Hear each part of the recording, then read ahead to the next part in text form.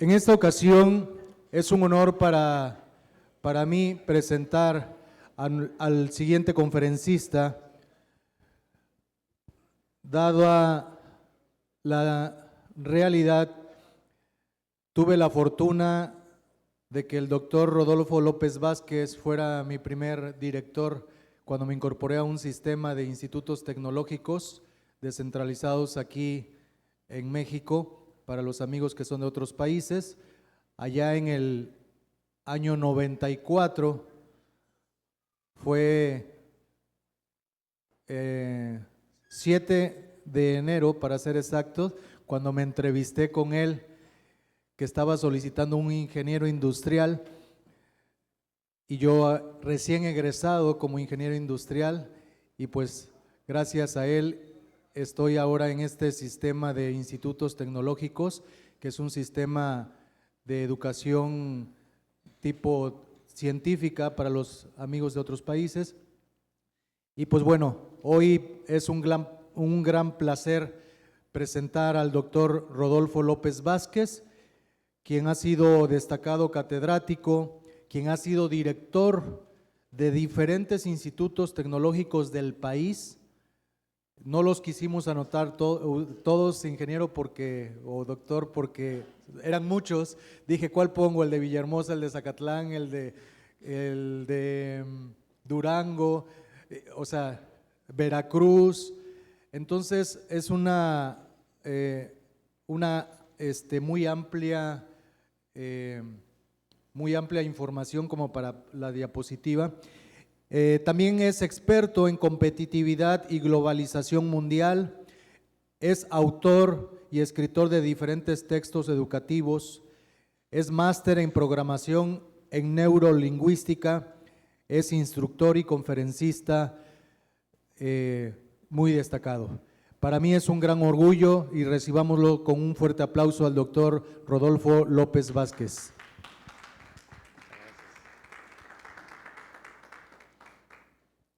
Gracias, amigo Carlos. Quiero agradecerle a los organizadores de este gran evento por la invitación, y a Carlos en especial por haberme hecho la atención de invitarme a estar aquí con ustedes. Yo siempre he dicho que la mejor forma de poder enriquecer el trabajo que hacemos cotidianamente es a través de un intercambio de ideas y opiniones. Yo tengo una formación de ingeniero. Soy ingeniero industrial eléctrico, porque así era el modelo en los tecnológicos. Hice una maestría en ingeniería eléctrica, en sistemas de potencia, pero me encontré en un conflicto cuando fui a la industria y me di cuenta yo en mi trabajo que las personas no respondían a la lógica que traía instalada en mis neuronas. Como ingeniero, los maestros que me educaron, ingenieros, el plan de estudios bien estructurado para ser ingenieros, técnicos pues. Es más, tengo una anécdota que tenía 2 maestros que nos decían todos los días: ustedes para lo único que van a servir es para arreglar fierros, olvídense de otra cosa, solamente para arreglar fierros. Y entonces, cuando tenemos maestros de esa naturaleza y nos vuelven técnicos, pues entendí por qué salíamos tan rígidos y tan cuadrados como seres humanos. Y luego voy a la industria y las personas con las que me enfrento no respondían a la lógica que yo traía instalada. Y entonces viene el conflicto. Y yo me preguntaba como ingeniero, ¿qué tengo que hacer? Porque yo no estoy de acuerdo en que la gente no responda. Y me fui a estudiar psicología, la otra parte de lo que es la ingeniería. Y entonces entendí que la ingeniería nos hace buenos técnicos, pero no nos hace seres humanos. Y quiero decirles una experiencia muy real. Para los que no conocen los tecnológicos, en este momento en México hay una institución que es la más grande de México, que forma ingenieros, más que la UNAM y más que el POLI. Es el Tecnológico Nacional de México. Es un órgano desconcentrado de la Secretaría de Educación Pública.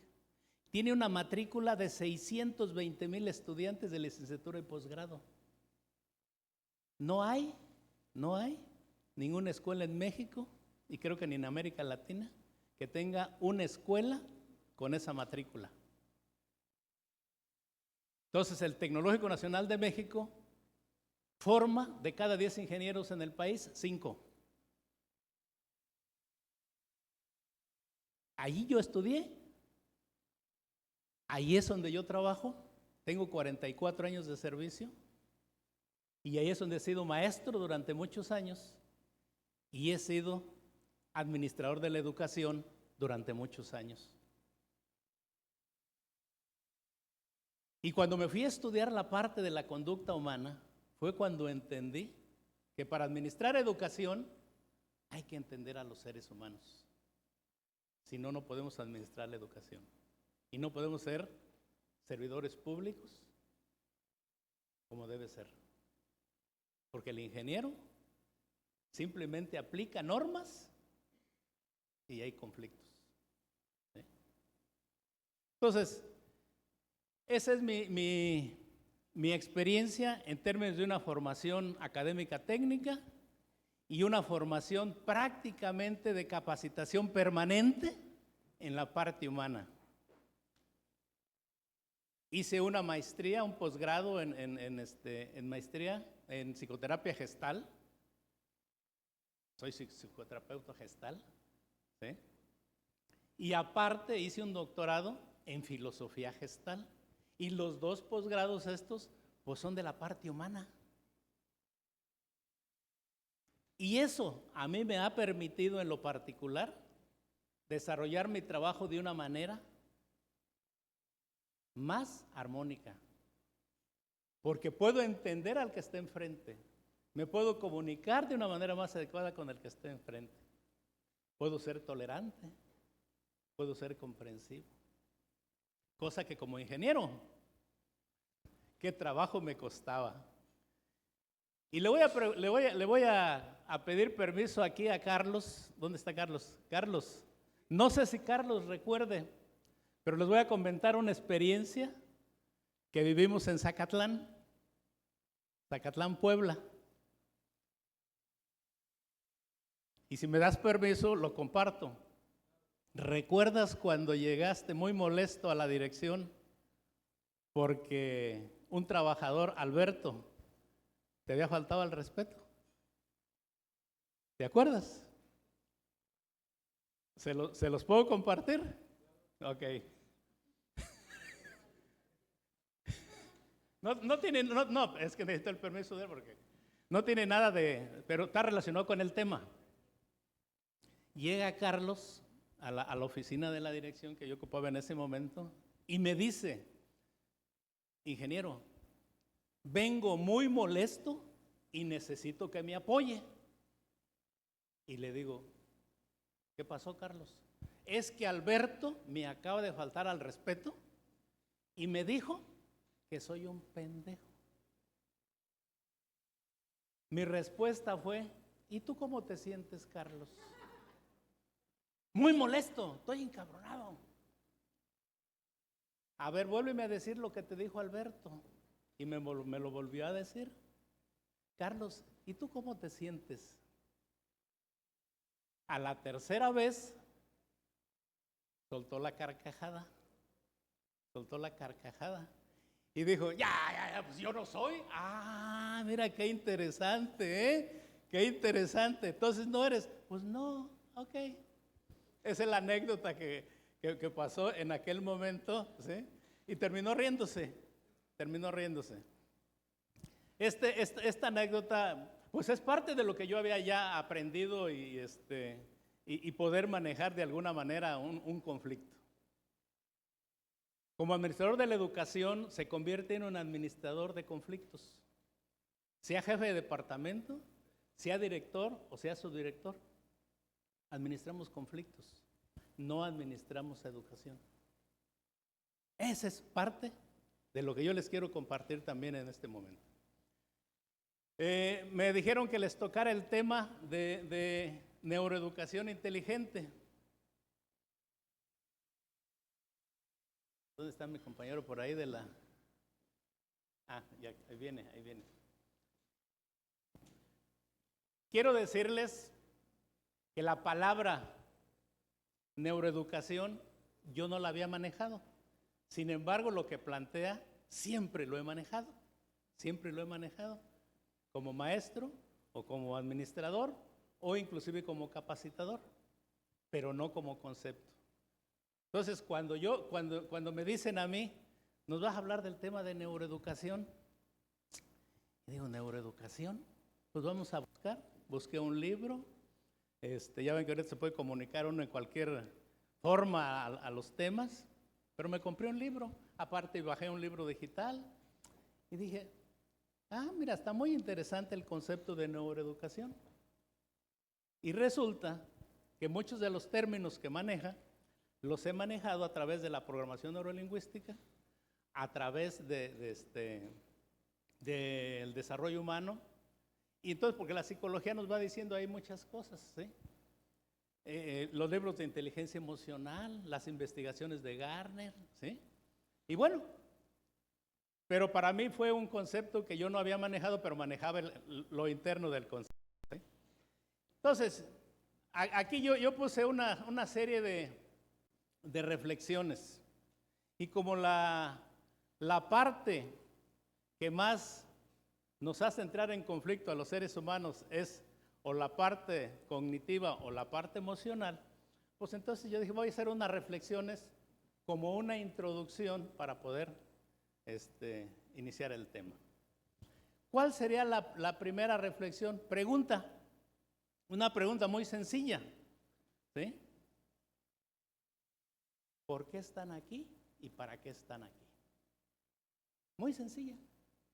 No necesitan contestármela, ustedes se la pueden preguntar y ustedes se la pueden contestar. ¿Qué es lo interesante de estas dos preguntas? ¿Por qué están aquí y para qué están aquí? Y ahí vamos a ver que una respuesta es muy racional y es en la parte cognitiva, y la otra es de la parte emocional y es muy introspectiva. Y no es fácil. La mayoría de las personas confundimos el por qué y el para qué. ¿Sí? Y van a ver, si ustedes se contestan el por qué están aquí, y les van a llegar 20,000 respuestas así de volada. Pero es la razón, es la justificación intelectual. Pero si quieren encontrar una respuesta para qué, van a ser un poquito más tranquilos para poder entrar en un proceso introspectivo y darle un sentido a la esencia de estar aquí. Y entonces ahí tenemos ya una respuesta donde está la parte del hemisferio izquierdo, el hemisferio derecho. La otra reflexión, conferencia única. ¿Por qué yo insisto cada vez en esta parte de que esta conferencia es única? Por tres elementos que nos hacen también a los seres humanos entrar en conflicto: el pasado, el presente y el futuro. Es única porque estamos en el tiempo real, porque estamos en el presente y continuo, porque lo que ya pasó y es pasado, ya pasó, y el futuro todavía no viene, ¿sí? Y entonces, desde la parte de la reflexión es cómo aprender a vivir el momento que la vida nos regala. cómo aprender a hacer el trabajo productivo y eficiente, que es el momento que tenemos. Porque si no, entonces dejamos de vivir el presente, que es la vida real, que es la existencia real, y vivimos de lo que ya pasó. Y entonces fíjense cómo entra el ser humano en conflicto. Vive de lo que todavía no es, todavía no viene, y vive de lo que ya pasó. Y eso es lo que tiene en el momento. Y el presente, que es el real, lo hacemos a un lado. Y entonces dejamos de vivir. Dejamos de vivir. ¿Sí? ¿Cuál sería entonces la siguiente reflexión? Una mamá que le pregunta a su hija, ¿qué haces, mi hija? Y la hija le pregunta, estoy dibujando. ¿Y qué dibujas? Estoy dibujando a Dios. Ah, caray, ¿y cómo lo estás dibujando si no sabes cómo es? ¿Y quién te dice, mamá, que no sé cómo es? Si todo lo que me has inculcado es que todo esto es obra de Dios, que yo soy obra de Dios, que yo tengo inteligencia por Dios, y le empieza a decir la niña todo lo que la mamá le había dicho. Y entonces, ¿por qué me preguntas que no tiene forma Dios? ¿Sí la tiene? ¿O si soy yo? Y mi creatividad, y mi habilidad, y mi inteligencia, y mis emociones, mi amor, todo. Y a la mamá no pudo decir nada. Y ese es otro conflicto también del ser humano. Porque no nos queremos ver lo hermoso y lo maravilloso que somos los seres humanos. Nos negamos a nosotros mismos. Pero eso sí, andamos queriendo componer a los demás. ¿Sí? Máxima de dos grandes líderes de hace más de 2000 años. Uno llamado Confucio, que decía, el hombre que vence a otro hombre se vuelve fuerte, pero el hombre que se vence a sí mismo se vuelve poderoso. Y entonces nuestra lucha pareciera que es cómo derrotar a los demás y nos olvidamos de nosotros mismos. Otro gran líder de más de 2000 años, Jesucristo, y dijo, solo la verdad os hará libres. Y entonces aquí viene el conflicto. ¿Y cuál es la verdad? Ah, pues entonces nos aparece la filosofía, y la filosofía se encarga permanentemente de decirnos o andar en busca de la verdad.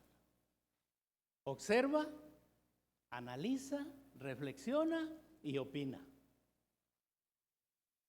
Luego la ciencia. A ver, filosofía, tú dices esto y esto y esto. A ver, yo voy a ver si me estás mintiendo o demuestro que sí es cierto. Y entonces ahí tenemos dos contextos muy específicos que se han dedicado desde su origen a buscar la verdad. La filosofía y la ciencia.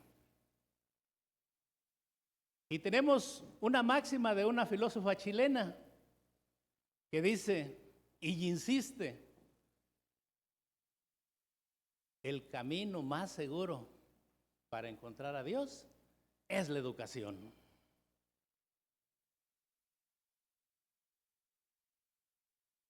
Y entonces entramos al concepto de educación. Y la educación. ¿Y cuál es la esencia de la educación?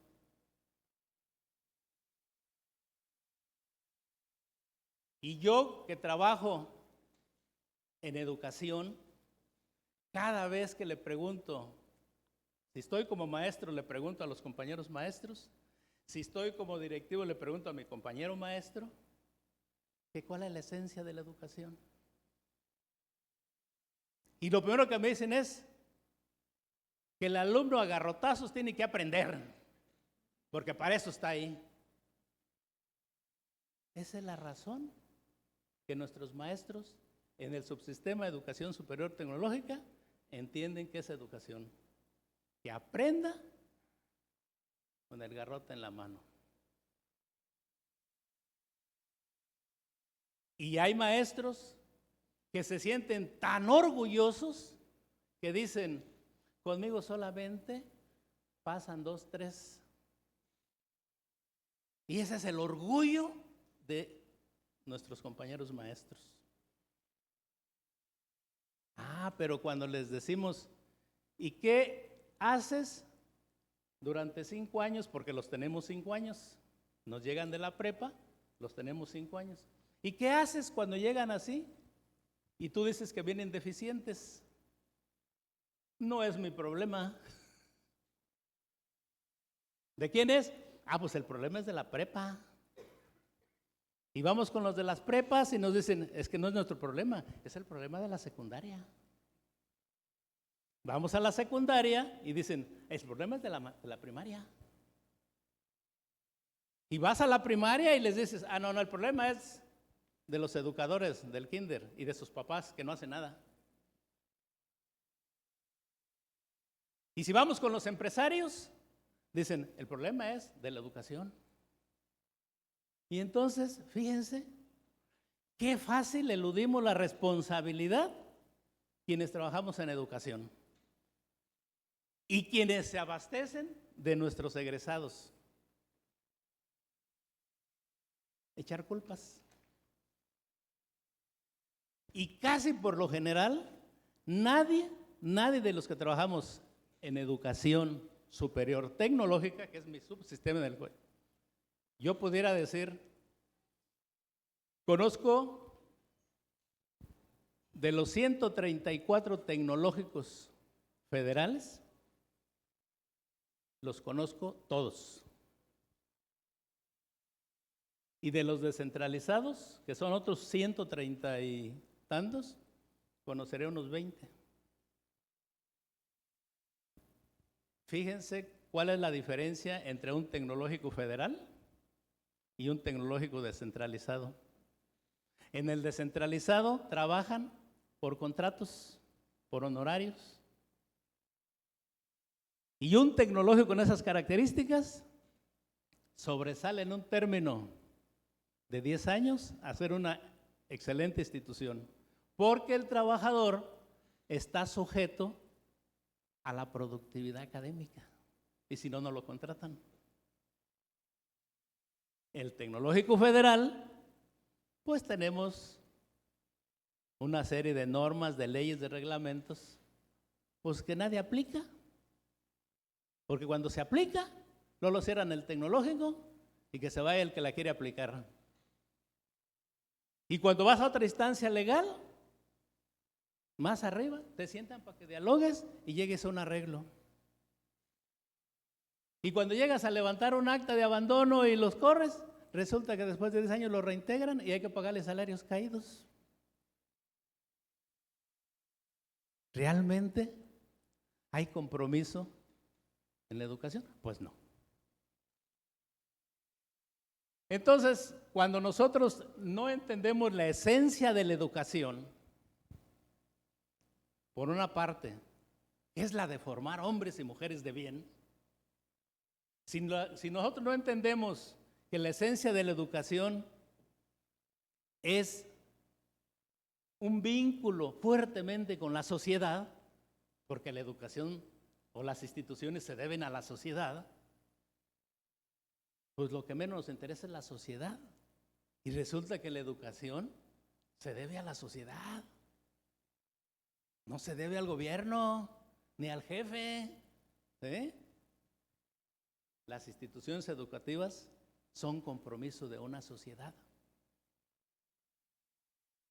Bueno, entonces ahí entramos a la esencia de la educación, pero luego nos vamos a la siguiente reflexión. Este congreso que tiene sus inicios desde el organismo de la ONU, en programas internacionales, y dice una educación para la paz. Y la pregunta que yo me hice, ¿y será la paz interna o será la paz externa? Porque hay que entrar en esos dos conceptos. Si la educación es para una paz social, está bien, pero la educación también es para una paz interna. Porque si no, no puede haber una educación correcta. ¿Sí? Entonces, estas son las reflexiones bajo las cuales yo me centré para poder contextualizar el tema de lo que es la neuroeducación. ¿Sí? Tenemos, joven,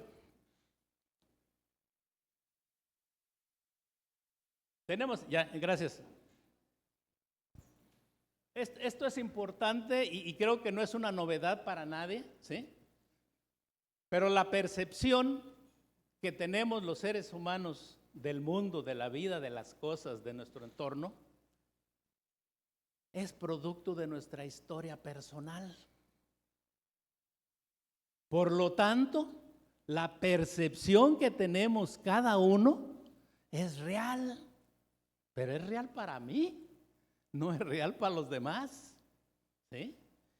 Y entonces, imagínense dos percepciones en una pareja de novios o de matrimonio, o de maestro-alumno, o de jefe subordinado. ¿Sí? Pues si no hay una educación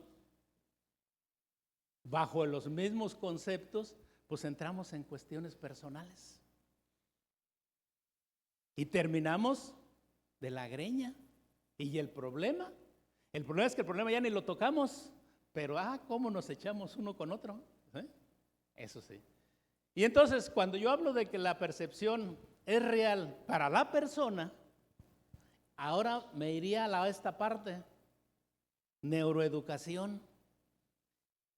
Y entonces, neuroeducación son 3 disciplinas: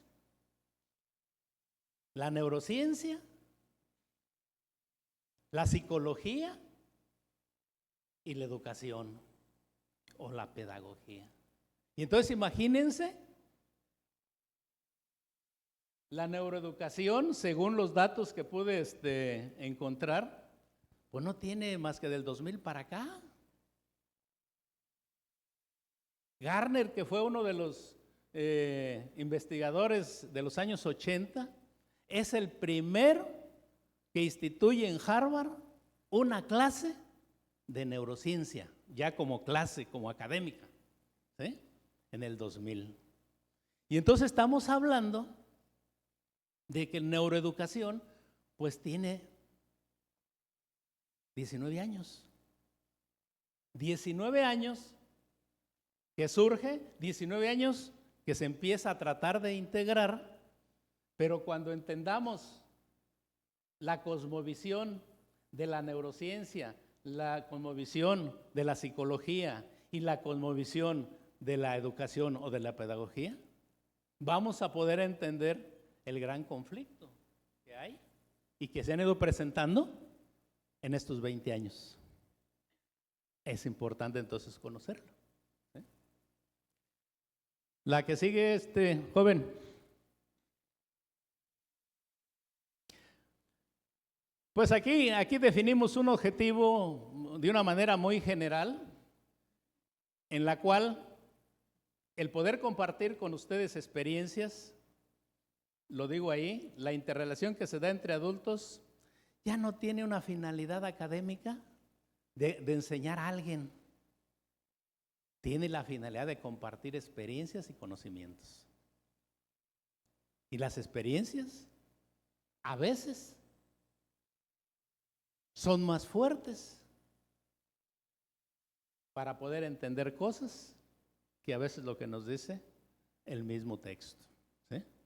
Entonces, aquí no es un aula donde el que se pone acá sabe más que los que están allá. No, simplemente aquí hay una serie de personas expertas, ¿sí?, en cada una de las áreas donde se desenvuelven. Entonces esto se convierte en un diálogo de expertos, donde todos aprendemos de todos, o reafirmamos o reorientamos. ¿Sí? La que sigue, jóvenes.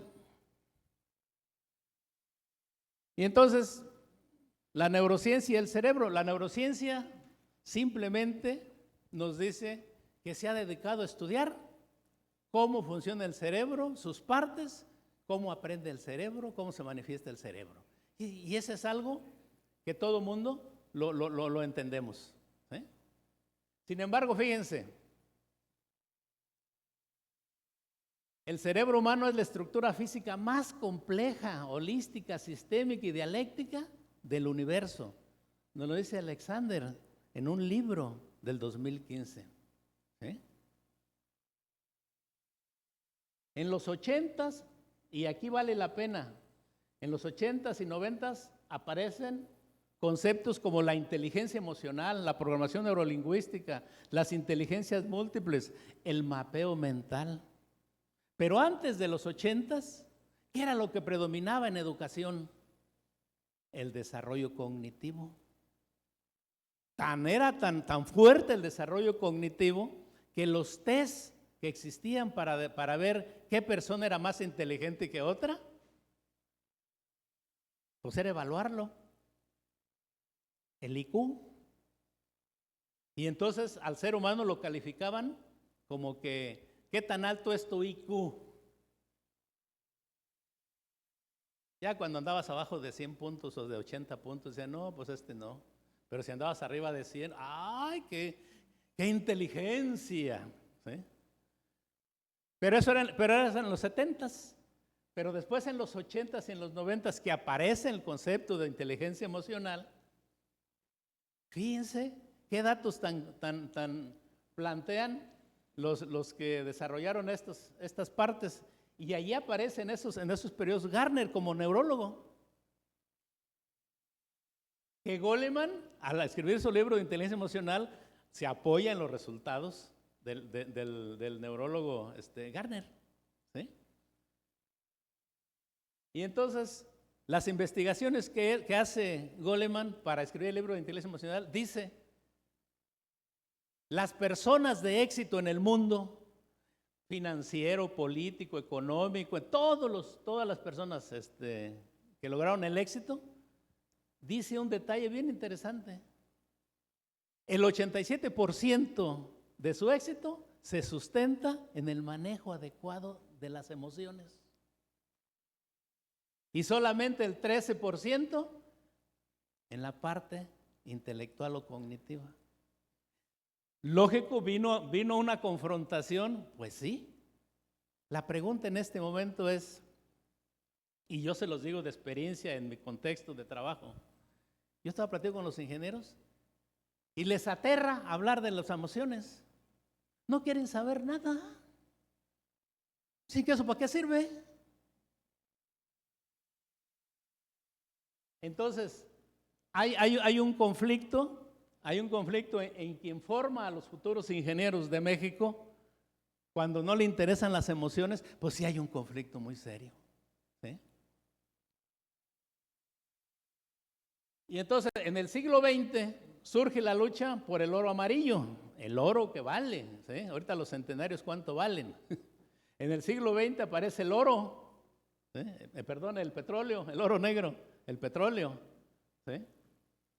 Y en el siglo XXI, en la sociedad del conocimiento, que es en el que vivimos, en el que estamos día con día, el oro gris, el cerebro. Y entonces, en este momento, ¿sí? Si se maneja adecuadamente todas las facilidades que nuestro cerebro nos da, pues imagínense hacia dónde podemos orientar la educación. Muy fuerte. ¿Sí? Sin embargo, dicen algunos datos que nuestros planes de estudio son del siglo XIX, que nuestros maestros son del siglo XIX, que nuestros planes de estudio son del siglo XX y nuestros jóvenes son del siglo XXI. Y entonces, imagínense qué problema tenemos los que trabajamos en educación. Muy fuerte. Muy fuerte, ¿sí? La neurociencia, decíamos, trata de explicar a partir de las investigaciones cómo aprende el cerebro. ¿Sí? Y plantea tres aspectos muy importantes de la neurociencia. Las bases biológicas del cerebro. Y la más importante es la plasticidad que tiene el cerebro. ¿Y esto qué quiere decir? Pues simplemente que el cerebro no deja de aprender en ningún momento de la vida. Yo estudié mi doctorado a los 55 años. ¿Y saben quiénes eran mis enemigos? Toda la academia en la que trabajaba. ¿Estás loco? Yo ya mejor me jubilaría, yo no sé para qué vas a meterte en problemas, yo no sé para qué esto, quién te lo va a agradecer, quién te va a reconocer. Todos mis compañeros de la academia, ninguno me dijo, oye, qué padre, échale ganas, qué bueno que te decidiste. No, todo lo contrario. Cuando regresé, pues cualquiera puede hacer un doctorado. No, pues yo nomás porque yo nunca quise, pero la verdad, yo no le veo ningún problema. O sea, lo que en un principio era un conflicto, después todo el mundo lo podía hacer. ¿Sí? Eso es un problema de quien trabajamos en la educación y no entiende que su responsabilidad social es estar permanentemente actualizado, porque es lo que está dándole a los jóvenes. Si no se actualiza el maestro, ¿qué le va a enseñar al alumno? Y aquí viene un ejemplo muy típico. Otra vez voy a hablar de mi subsistema de trabajo. En el 2004 aparece un modelo académico para el siglo XXI. La educación superior tecnológica para el siglo XXI. Y fíjense, algo maravilloso. En un documento aparece por primera vez en una escuela de ingeniería una filosofía humanista como parte principal en la formación de los ingenieros. Y les estoy diciendo porque la educación tecnológica en México pues empezó con la creación del Instituto Politécnico Nacional en 1938. Sin embargo, la educación tecnológica viene desde 1900. Con las escuelas de artes y oficios, cuando enseñaban a la gente a tener un oficio. Pero ya formalmente aparece en 1938. Y de 1938 al 2004, fíjense cuántos años pasaron, para que una escuela de ingeniería hable de la parte humana. Porque ya lo planteó en un modelo. Lo más importante es el ser humano. ¡Wow! Cuando nosotros lo planteábamos, nos decían, estás loco, no sabemos de qué hablas. Pero bueno, lo importante es que apareció en un modelo educativo. ¿Cuál es la realidad? La realidad es que del 2004 a la fecha, nuestros maestros, ingenieros, siguen sin meterse a la parte humana del modelo. Siguen todavía con su pizarrón y con su modelo matemático. Y no lo sacas de ahí. No lo sacas de ahí. Cuando el modelo plantea que ya no es docente, que es facilitador, que ya no va a enseñar, que va a crear condiciones para que el alumno construya su aprendizaje. Y él dice, a mí no me van a cambiar. Y así están. Y ahorita les platicamos algo de neurociencia. Bueno, a ti te gusta la ciencia, órale, ya hay resultados de la ciencia. Sí, pero a mi edad, no, ya a mi edad ya no, yo ya me voy a jubilar y que voy a meterme en conflictos en este momento. ¿Sí? Esa es la realidad de nuestra educación en México. Entonces, la plasticidad del cerebro. Y bueno, pues ahí podemos entender, ¿sí?, que las neuronas, se habla de 100 billones de neuronas que tiene el cerebro. Y que dicen que en 70 años de edad Las estadísticas muestran que solamente entre el 1 y el 5% el ser humano utiliza su capacidad neurológica. Entonces, imagínense en 70 años nomás utilizar entre el 1 y el 5%. Los grandes hombres que han surgido en la humanidad han dicho que el 10, el 11, el 9, ¿sí? Aún así fueron hombres sobresalientes. Y el otro 90%, ¿sí? Lo cual, bueno, pues nuestros cerebros como que no los utilizamos, como que los dejamos muy nuevecitos, ¿sí? Nos dicen también que entre neurona y neurona, pues está la conexión que se llama sinapsis, donde están los neurotransmisores, ¿sí? Y a través de la sinapsis aparecen las redes neuronales. Y las redes neuronales, cada vez que aprendemos algo, se modifica la red. Pero aquí viene lo más interesante, fíjense. ¿Se acuerdan de la reflexión de la percepción? Cuando mi red neuronal cada vez que se modifica, mi percepción también se modifica del mundo y de las cosas. Por lo tanto, entonces, entre mayor modificación tenga mi red neuronal, vía conocimientos, vía experiencias, ¿sí? Porque también las experiencias son conocimientos, se modifican las redes neuronales y por lo tanto la percepción se modifica. Pero aquí lo más interesante es ¿a qué nos lleva la modificación de la red neuronal? ¿A qué nos lleva el cambio de percepción? Nos vuelve más conscientes. Se desarrolla lo que en psicología se llama la conciencia del ser humano. ¿Y cómo entendería yo la conciencia? De una manera muy sencilla.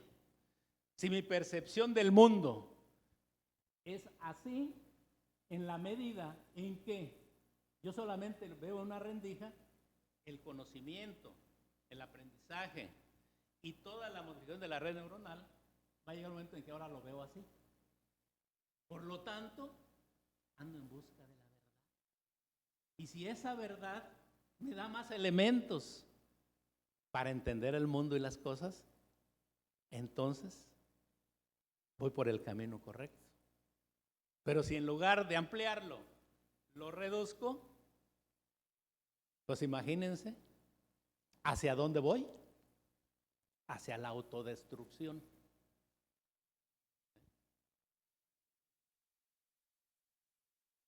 Tenemos las bases biológicas, entonces, tenemos las cuestiones genéticas y también nos dicen, esto es como hipótesis, pero a final de cuentas hay investigaciones y nos dicen, el ser humano cuando nace trae información. Unos hablan hasta de 7 generaciones atrás que traemos información. Por eso es que ahorita en la actualidad los niños que nacen, pues ya no andan con el cuello así, que se le va a caer la mollera. Pues ahorita ya casi nacen caminando, sentados, bien derechitos, ¿eh? Ya hasta le pican al teléfono ahí. Ya tienen o sea, ¿y eso qué es? Eso es lo que Darwin decía, es el proceso evolutivo, ¿sí? Entonces el proceso evolutivo, ¿sí?, lleva años y que no va a terminar, no va a terminar, ¿sí? Aquí la pregunta es, ¿y si es el Homo sapiens?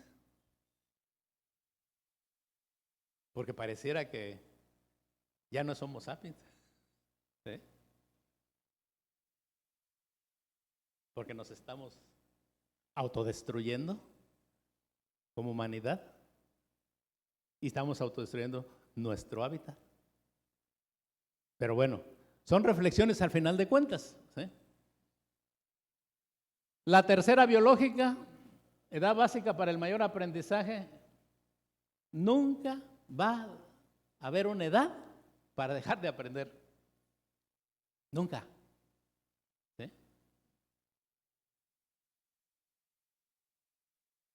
La parte biológica, aquí en la parte de las redes neuronales, fíjense, entre neurona y neurona, que se unen a través de la sinapsis, que es el neurotransmisor, que se alimenta de la mielina, ¿sí? Cada neurona, dice la neurociencia, que tiene cerca de 20,000 conexiones al final. Entonces, entre neurona y neurona, imagínense, de cada lado hay 20,000 puntos de unión con otras neuronas. Y hay un dato interesante. Dicen, la red neuronal de un cerebro es más grande que toda la red de teléfonos en el mundo. ¿Sí? Así lo plantean. ¿Sí? Otro aspecto bien importante de la neurociencia, su evaluación. Aquí la cuestión de la evaluación es que se plantea como una nueva ciencia para mejorar el aprendizaje. Así se plantea. ¿Sí? Y aquí entra la psicología cognitiva como un puente entre la educación y la neurociencia. Pero si nos vamos por la parte cognitiva solamente, no vamos a entrarle tampoco a la parte emocional. Porque la parte cognitiva solamente plantea las estructuras de organización del conocimiento, del pensamiento, ¿sí? Solamente plantea la planeación. Y entonces, cuando ponen a la psicología cognitiva como el puente entre la educación y la neurociencia, en mi opinión también le están dando la vuelta para no entrar en las emociones. ¿Sí? Pero bueno, eso es una opinión que ahí se queda para su análisis. ¿Sí? La que sigue, la neurociencia como aplicación.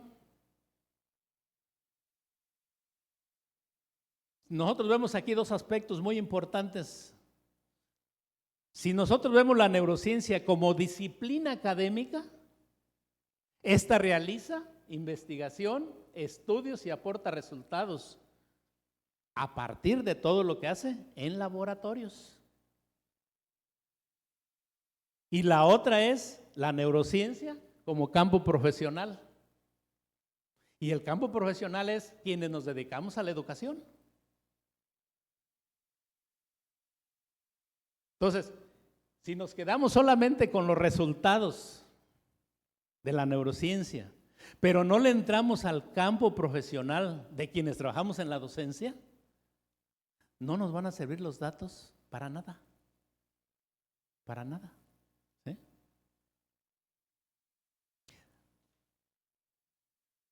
A mí me gusta leer mucho las cuestiones políticas y ahora que surgió lo de otra vez la reforma educativa, le decía yo a los compañeros, miren, la reforma educativa a nivel constitución, a nivel de leyes y reglamentos es una, pero la verdadera reforma educativa está en el cambio de mentalidad de quien trabajamos en la educación, que somos los maestros. Porque no importa que cambien las leyes y reglamentos, si los maestros seguimos siendo los mismos y actuando igual, la reforma no va a tener ningún sentido. Entonces, independientemente de la reforma, de quien la plantee, del color que sea, la esencia está en el maestro. Y si el maestro sigue haciendo lo mismo, no tiene nada que ver la reforma. Y aquí me da la impresión que si los resultados que nos da la neurociencia en términos de las facilidades y flexibilidades que nos otorga el cerebro y no lo entendemos como maestros, entonces tampoco va a tener sentido. ¿Sí? Carlos, con el tiempo no me dejes que me alargue porque si no, la que sigue. ¿Cuáles son los objetivos de la neurociencia? La neurociencia plantea tres categorías. Uno es objetivos de investigación, relación entre quienes aprenden, cómo educar. cómo se adquieren los nuevos conocimientos y cómo se organiza la información nueva. Otra categoría es el objetivo de la práctica. Cómo el ser humano, cuando aprende algo, se adapta más fácilmente a las cosas y a las circunstancias y al contexto. Pero si no lo aprende, no lo asimila, le cuesta más trabajo adaptarse, porque chocan sus creencias contra lo nuevo. Y aquí es algo bien importante. Nosotros en el subsistema de tecnológicos, en ese modelo del 2004, se creó un modelo basado en competencias. Y ese modelo en competencias, fíjense, es el que plantea la capacidad de que el ser humano o los jóvenes que están en proceso de formación como ingenieros sean competentes para innovar, para desarrollar permanentemente en el campo profesional. Y la estrategia que está diseñada en las escuelas es que deben trabajar bajo proyectos y bajo retos permanentemente. La pregunta es cómo hacerle entender al maestro que no quiere soltar el pizarrón, que no quiere soltar el gis, el plumón. Y se habla en ese modelo de un aula invertida. Estos tiempos no son para tener al alumno sentado ahí 8 horas o 10 horas con otro maestro llenándole el pizarrón. Él debe ser innovador, creativo, participativo. Eso plantea el modelo. La realidad que vemos es otra cosa. ¿Sí? Entonces, yo siempre les he dicho a mis alumnos, porque a pesar de que como director en los tecnológicos, nunca he dejado de dar clases. Y lo he dicho, si yo no doy clases y soy maestro, jamás voy a entender al maestro. ¿Sí? Entonces tengo que ser maestro. ¿Sí? Me gusta la capacitación y recibo capacitación, pero me gusta también compartir, porque eso me hace permanentemente estar en el contexto del día.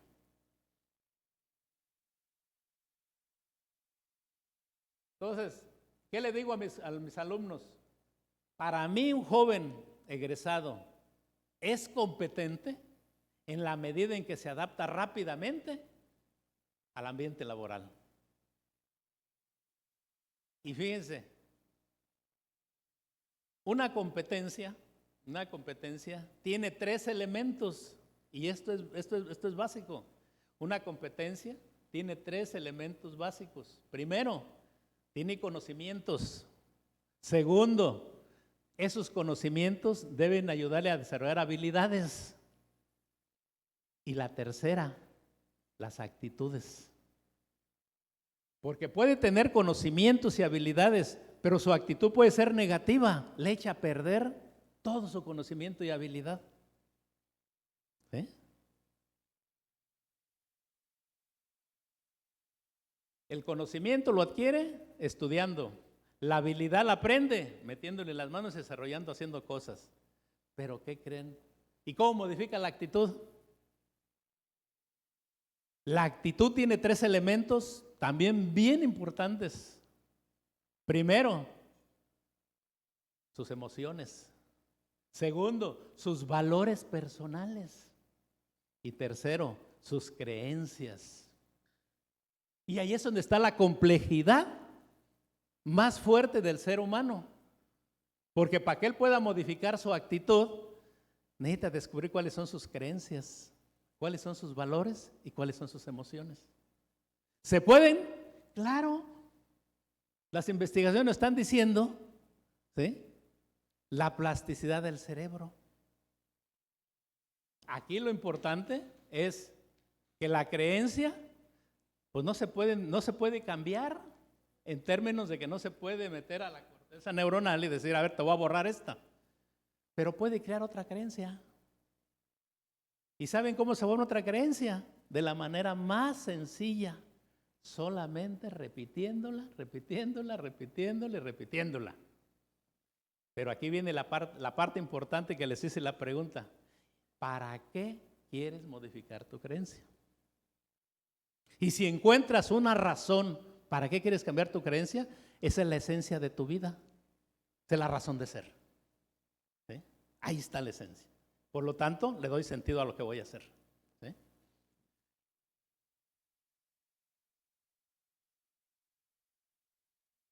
Cinco minutos. Ok. Alentar continuamente el aprendizaje con bases científicas tiene que darse. Aprender, aprender, reaprender, reaprender, desaprender, aprender.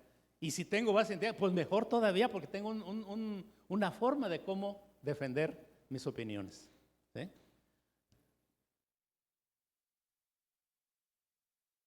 Tenemos aquí objetivos de la neurociencia y plantea 3. Pero eso es lo que ya vimos, ¿no? No, la que sigue, joven. Aspectos sobresalientes de la neurociencia. ¿Sí? Los cerebros humanos son únicos. Eso es lo que nos da la individualidad a los seres humanos. Son únicos. ¿Sí? Los cerebros humanos no son iguales debido al contexto y a la habilidad para influir en el aprendizaje. La percepción que hablábamos son las historias personales de cada quien. ¿Sí? El cerebro cambia con la experiencia porque cambian las redes neuronales. Cambia la percepción, por lo tanto cambia el cerebro. El cerebro es plástico y no deja de aprender. El cerebro conecta la información nueva con la antigua, creando nuevas redes neuronales y eso facilita el aprendizaje. Yo les comparto una experiencia. Yo he recordado a través de la aplicación de técnicas de la programación neurolingüística de cuando estaba en el vientre de mi mamá. Y recuerdo de cuando nací. Y con datos, y le pregunto a mis hermanas mayores, oye, ¿te acuerdas de esto? Y dice, ¿y tú cómo sabes eso? Si yo ni siquiera me acuerdo. ¿Te acuerdas de esto y esto?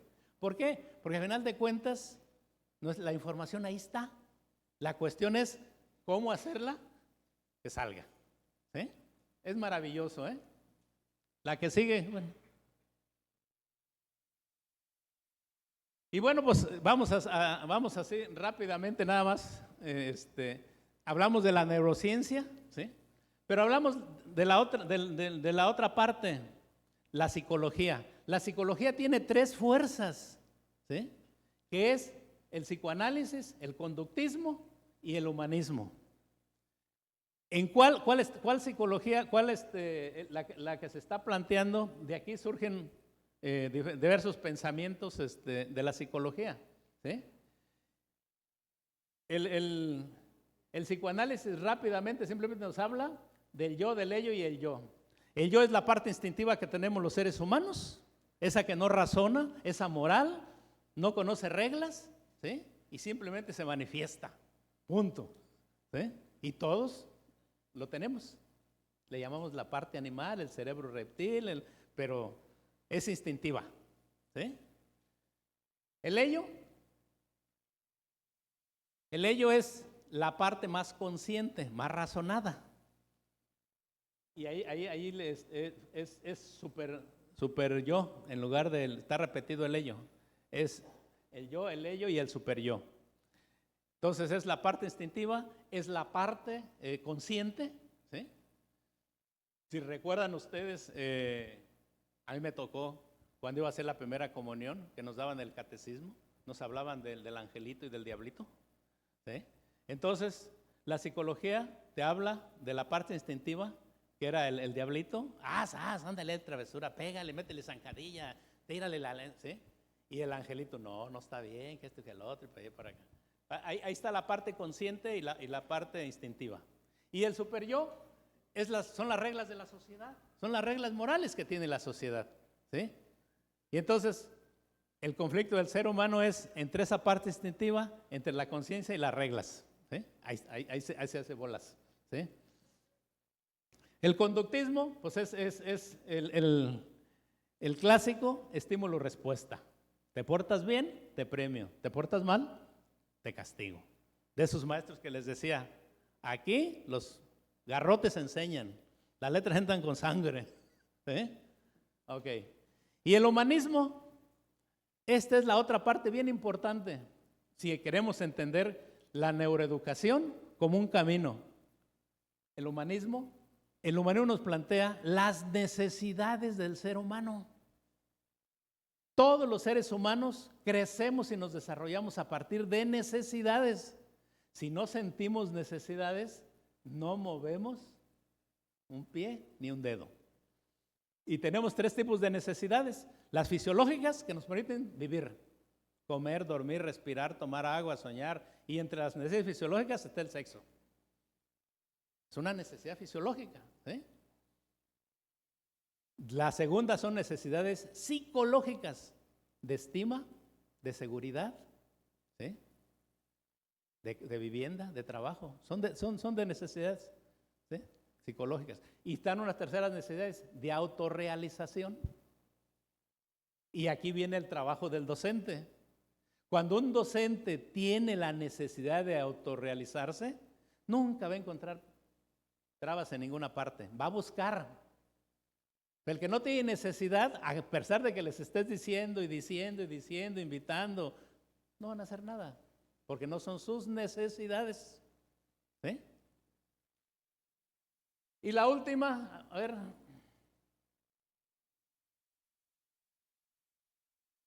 Joven, cámbienle. No, para adelante. Y llegamos a la parte de la educación, neurociencia, psicología y educación. ¿Qué tenemos en la educación?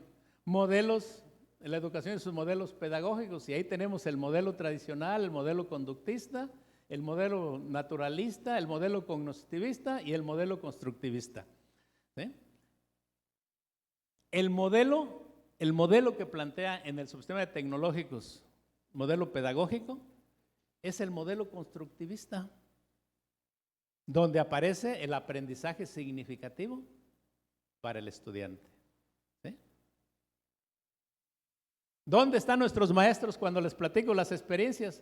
Pues están en el modelo conductista todavía. ¿No quieren salirse de ahí? ¿O quieren desde el tradicional? Nada más se paran para estar diciendo aquí lo que yo digo es la ley, maestro. ¿Sí? Nomás transmitir información y punto. ¿Sí?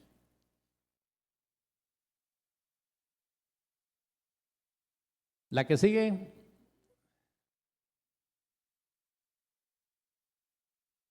Estos son principios de la neuroeducación. El aprendizaje se basa en parte en la capacidad del cerebro. El cerebro busca novedad. Las emociones son críticas para detectar modelos. El aprendizaje se mejora con retos y desafíos. El cerebro depende de la interacción con los demás. El aprendizaje involucra nuestra fisiología. Esto es, el cerebro influye en el cerebro y el cerebro controla nuestro cuerpo.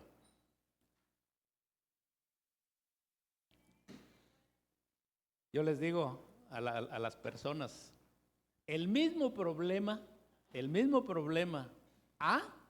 si lo veo con un pensamiento positivo, es una oportunidad para ser diferente y mejor, porque busco alternativas de solución y eso me vuelve creativo. Y eso es lo que dice. El aprendizaje se mejora con retos y desafíos. El mismo problema con un pensamiento negativo me hace entrar en angustia, en enojo, en malestar, en inconformidad, en miedo. Es el mismo problema. Entonces, ¿cómo lo quiero ver? ¿Como una oportunidad para ser diferente? ¿O como una oportunidad para irme para atrás o no moverme? ¿Sí? Y yo creo que esa es la parte. ¿Sí? Entonces, como ya se nos acabó el tiempo, traía otras ahí sobre el origen de las emociones. Nosotros nacemos ya con algunas emociones que ni las pedimos, pero ya nacemos con ellas. Y otras las aprendemos, las vamos aprendiendo. ¿Sí? Pero dejamos ahí mi participación. Yo espero haber sido claro en mi idea de compartirles esta experiencia y sobre todo aterrizarlos en el subsistema que he vivido durante 44 años, que es la formación de tecnológicos. Muchas gracias, y si tienen algún comentario, pues… Gracias. Sí, bueno.